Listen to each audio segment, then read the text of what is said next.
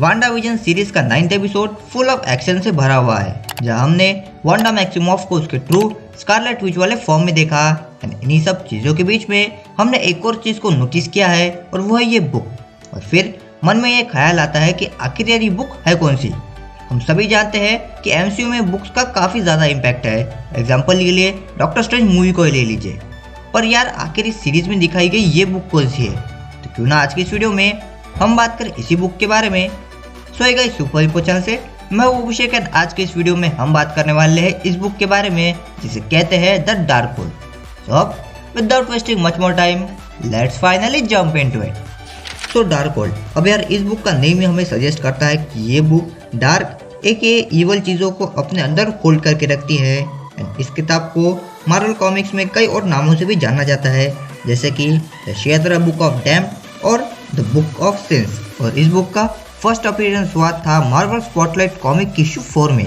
So almost billion of years ago और evil elder god known as the Chthon को earth छोड़ने के लिए फोर्स किया गया था। और अब गाइस, ऐसा तो बिल्कुल भी नहीं होगा कि किसी को अर्थ छोड़ने के लिए कहा जाए और वो ऐसे ही वहां से चला जाए। इसीलिए अर्थ छोड़ने से पहले चिथॉन ने अपने सभी इविल वर्क एंड स्पेल्स को इंडिस्ट्रक्टेबल स्क्रोल्स में लिख दिया, और चिथॉन ने इन स्क्रोल्स को अर्थ पे छोड़ दिया ताकि एक गेटवे बन सके अर्थ पे उसका वापस आने के लिए। इस इवेंट के फिर कई बिलियन साल के बाद प्री क्लाइमेक्टिक एज में ह्यूमंस ने पहली बार डार्क होल को फाउंड किया, या यूं कहूँ कि डार्क होल के स्क्रोल्स को फाइंड आउट किया। और ये वो एरा था जब एटलांटिस जैसे शहर भी पानी के ऊपर रहते थे। सो एक वॉरियर, इसने एक डार्क सॉर्सरर को मार दिया था, और फिर उस डार्क सॉर्सरर के कुछ फॉलोवर्स ने डार्क होल किताब के स्पेल्स को यूज किया और फर्स्ट वैम्पायर को क्रिएट किया था। यानी कि मार्वल कॉमिक्स में वैम्पायर्स की शुरुआत इसी टाइम में हुई थी, या यूँ कह सकते हैं कि डार्क होल की वजह से ही फर्स्ट वैम्पायर क्रिएट हुए थे। और फिर इसके बाद 6th सेंचुरी एडी में मॉर्गन लिफेन नाम की एक डार्क सॉर्सरर ने उन सभी स्क्रोल्स को एक साथ लाया, उन सभी को बाउंड किया, और इन सभी स्क्रोल्स को एक साथ लाने के बाद इसे for the first time dark hole कहा गया। डार्क होल के बारे में जैसा कि मैंने कहा कि ये गेटवे है from earth dimension to the Chthon's dimension, और ये बुक हेल से भी डायरेक्ट कनेक्शन रखती है। डार्क होल बुक को कॉमिक में कई सारे लोगों ने यूज किया है, जैसे कि manifesto, doctor Doom, doctor Strange, obvious सी बात है अब वो सॉर्सरर है तो इसे यूज करेंगे ही, और घोस्ट राइडर ने भी। डार्क होल बुक का इतना ज़्यादा बुरा इन्फ्लुएंस है कि जो भी यूज़र इसे पढ़ता है उसकी सोल टोटली करप्ट हो जाती है और वो चिथॉन से पजेस हो जाते हैं।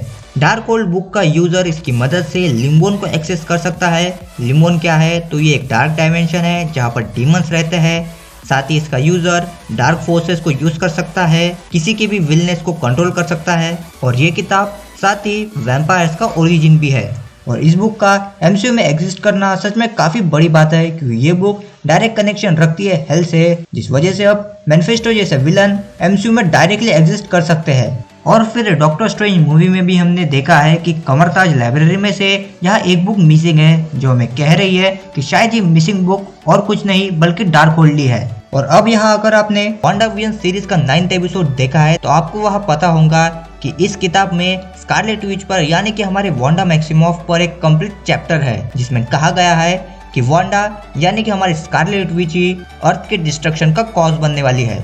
और फिर एंड में जिस तरह से वांडा इस बुक को पढ़ रही है ना, सच में इस बुक का इन्फ्लुएंस बहुत ही ज़्यादा है। पर फिर यार इन सब चीज़ को देख के लगता है कि आखिर इतनी मगजमारी क्यों करना, जबकि हमारे पास एक अच्छा सॉर्सरर सुप्रीम एग्जिस्ट करते हैं, यानी कि हमारे doctor strange.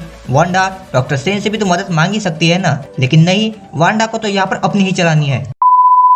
But well guys, खैर अब ये थी एक complete back history dark hold की कॉमिक बुक से। सब आपको मेरा आज का ये वीडियो देख के कैसा लगा है मुझे कमेंट करके ज़रूर से बताएं, और साथ ही कमेंट करके ये भी बताएं कि अब आप कौन से और न्यू चीज़ों को भी देखना चाहते हैं। साथ ही अगर आप इस चैनल पे न्यू हो तो यारो अब तक क्या कर रहे हो, जाकर चैनल को सब्सक्राइब करो और साथ में आने वाले बेल आइकन को भी याद से प्रेस कर देना। एंड टिल देन आप यहाँ पर डिस्प्लेड कुछ इंटरेस्टिंग वीडियोस को वॉच कर सकते हैं।